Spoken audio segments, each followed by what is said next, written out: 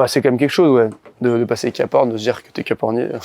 Mais après, ça n'empêche que j'ai passé Cap Horn, mais je l'ai même pas vu, tu vois.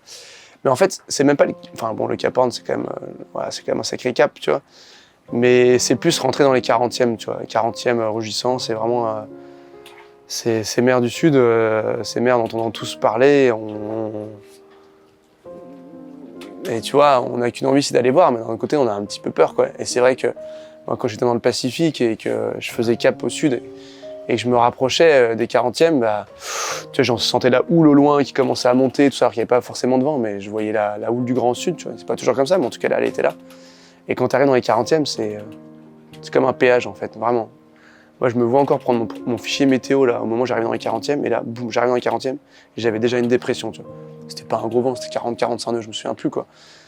Mais déjà d'entrée, quoi. D'entrée de jeu, boum, tu rentres dedans, et puis bon, bah après t'y vas, et puis en plus, moi, c'est pas genre 40e, j'allais rester sur cette latitude et j'allais longer, quoi. C'est là où je plongeais dedans, quoi. Tu plonges dans la gueule du loup, quoi, vraiment. 40e, 50e, 60e, et plus je descendais, plus les conditions étaient compliquées, plus j'étais fatigué, plus mon bateau était abîmé, quoi. Et jusqu'au point où, en effet, j'ai passé le Cap Horn, je prévoyais de m'arrêter en Amérique du Sud à Ushuaia, sauf qu'à ce moment-là, j'avais plus de voile d'avant, j'avais plus de moteur. Et donc la seule option que j'ai trouvée avec les vents que j'avais à ce moment-là, c'était de me dérouter, de partir en Antarctique.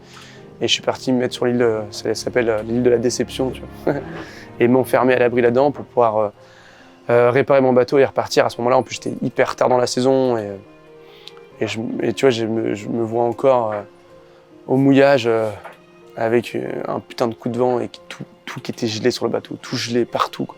Partout, je me souviens, les winches, je pouvais pas les faire tourner, je balançais de l'eau chaude, les bouts, c'était complètement raide et tout. Et là, je me dis, mais putain, mais qu'est-ce que je fous là, quoi. Sérieux, le bateau, il est pas fait pour ça, pas cette saison, quoi.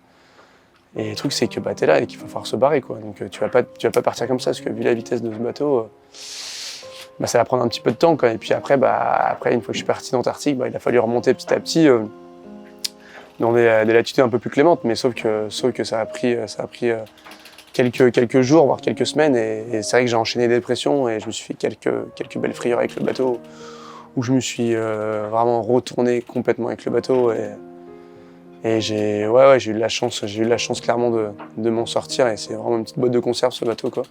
C'est un bateau qui est quand même hyper marin, mais qui est pas fait pour ça, et c'est d'ailleurs pour ça que tu vois, je me suis dit un jour je vais revenir avec un vrai bateau et savoir que je vais repartir dans le Grand Sud avec mon IMOCA, bah ouais, j'ai qu'une envie, c'est de surfer cette houle du Grand Sud, quoi.